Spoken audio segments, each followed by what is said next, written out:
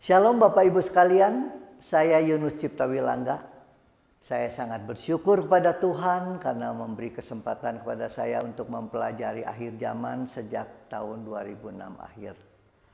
Bersama dua hamba Tuhan yang lain, Bapak Pendeta Yopi Ratu PhD dan Bapak Sri Dadi Atianto PhD, kami menulis 5 buah buku akhir zaman yang berjudul Benarkah Chip sebagai Penggenapan 666, Tanda-tanda langit kedatangan Tuhan Yesus, tanda langit yang sempurna dari Tuhan, masa penganiayaan dan 7 meterai, serta yang terakhir pengangkatan. Saya sendiri menulis 30 buku-buku tipis yang berasal dari materi khotbah saya. Ini adalah beberapa buku-buku tersebut.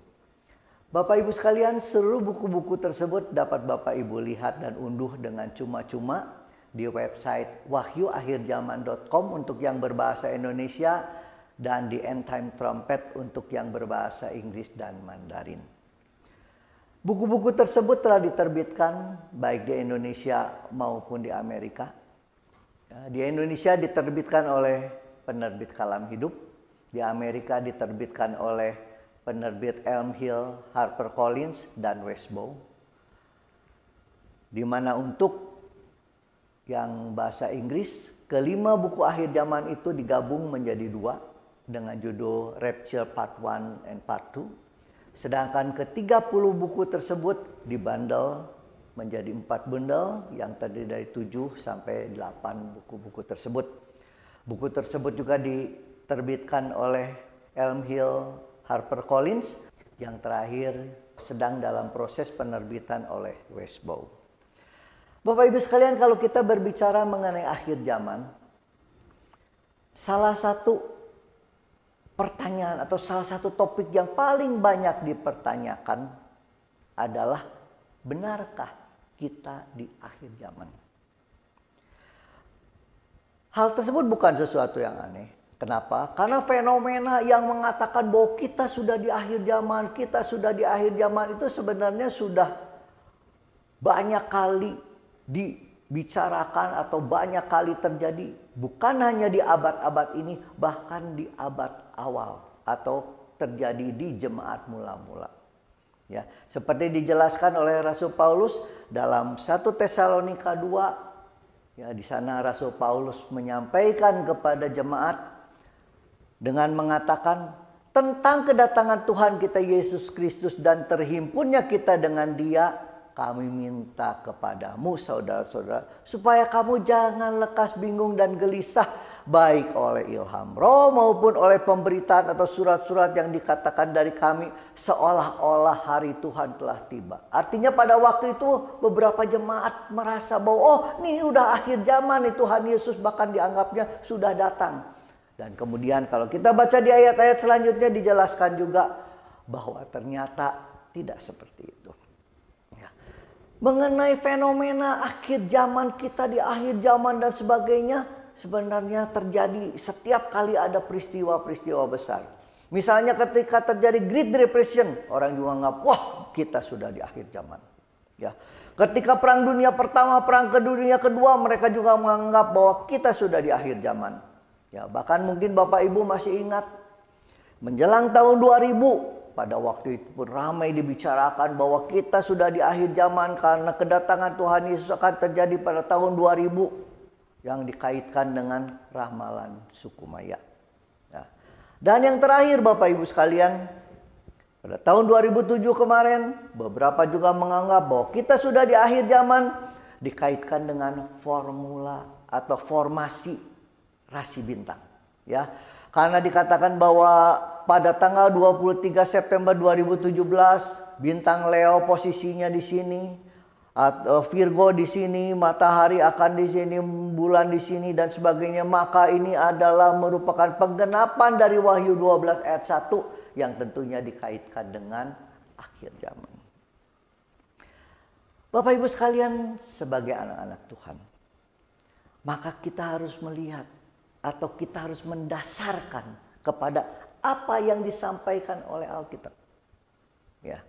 Bapak Ibu sekalian, ketika Tuhan Yesus datang pertama kali, Allah memberikan tanda di langit berupa bintang di timur seperti tercatat di Matius 2 ayat 2, dan kita tentu mengerti bahwa dan tahu bahwa bintang timur inilah yang kemudian menuntun orang-orang Majus ke Yerusalem, bahkan ke tempat di mana Tuhan Yesus berada.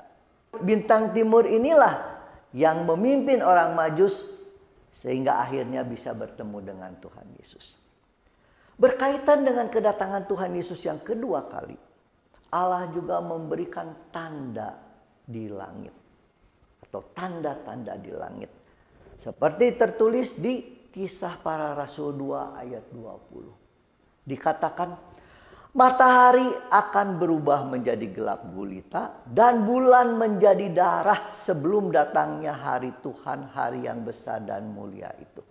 Jadi ayat ini menjelaskan bahwa sebelum Tuhan Yesus datang, akan ada dulu tanda-tanda. Berupa matahari akan berubah menjadi gelap gulita dan bulan menjadi darah. Jadi harus ada tanda, Tuhan memberikan dulu tanda di langit, barulah Tuhan Yesus akan datang. Apa yang dimaksud dengan matahari berubah menjadi gelap gulita atau matahari menjadi gelap gulita? Matahari menjadi gelap gulita terjadi ketika gerhana matahari. Ya.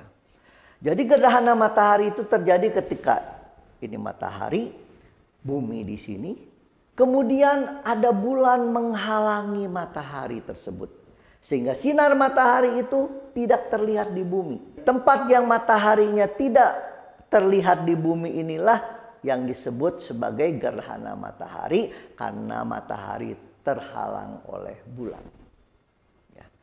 Lalu bulan menjadi darah itu seperti apa? Bulan seperti darah itu terjadi ketika gerhana bulan total. Bapak Ibu sekalian, yang dimaksud dengan gerhana adalah bulannya atau bulan terhalang oleh benda, ya, dalam hal ini oleh bumi, ya. Jadi ini bulan, ini matahari di belakang, tapi ada bumi yang menghalangi, di mana bayang-bayang bumi ini menghalangi bulan sehingga bulan tidak mendapatkan cahaya matahari atau bulan akhirnya tidak terlihat. Ya. Jadi yang namanya gerhana itu bulannya tidak terlihat.